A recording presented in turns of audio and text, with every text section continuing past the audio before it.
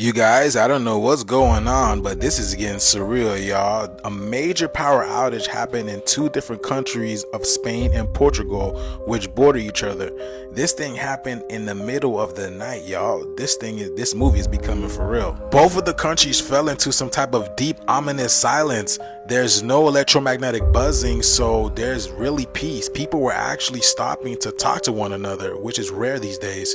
Guys, this is literally insane. I'm here right now in Barcelona and there is no electricity. Like, for example, look at this restaurant. It's completely dark. Like, nothing is working, no refrigerators. There is no internet in the majority of places, so now we're heading to Houseburg. No traffic lights are working, so there is a policeman in charge. People are actually chilling and talking to each other. There has never been a traffic jam like this in Barcelona. Like, even in the worst times, it's crazy. Just because traffic lights are not working.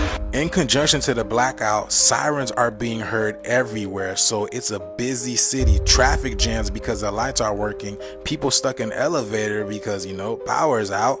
Like I am saying, y'all, this is happening too often. Are we getting close to some type of event? Look at this train over here. It stopped in the middle of nowhere and the people had to get out.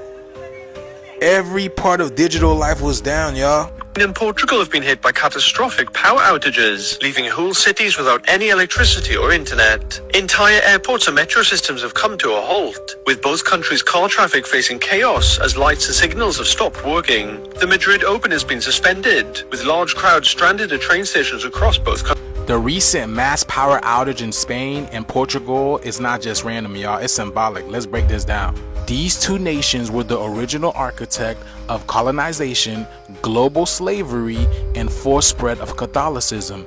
The same system that ripped the indigenous people from their land, enslaved millions, and erased our cultures. They were the head of the serpent, so to speak. That's why when you look at the map, it looks like a head, doesn't it, y'all? Look at that.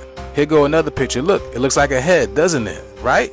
See, that's why it's called your rope. It was our rope. It was the rope over our heads. See, that's why I told you guys there's a great enlightenment, a great change coming, because the Pope's death signifies the end of the system that authorized slavery. So cutting off the power to Spain, to Portugal, is symbolically cutting off the head of the snake. That's why when we look at the top view of St. Peter's Basilica, where the Pope was laid to rest, it looks like a snake, doesn't it? Look at that. Here's the eyes, here's the head.